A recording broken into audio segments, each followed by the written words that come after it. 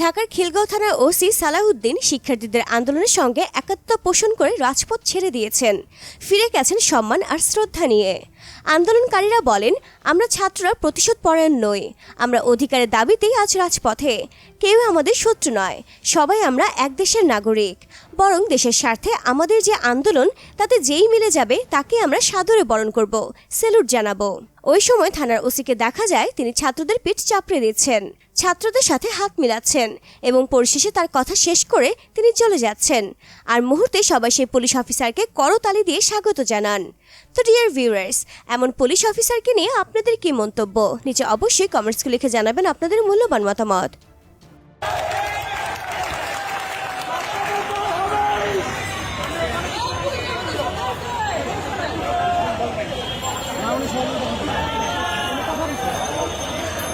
কথা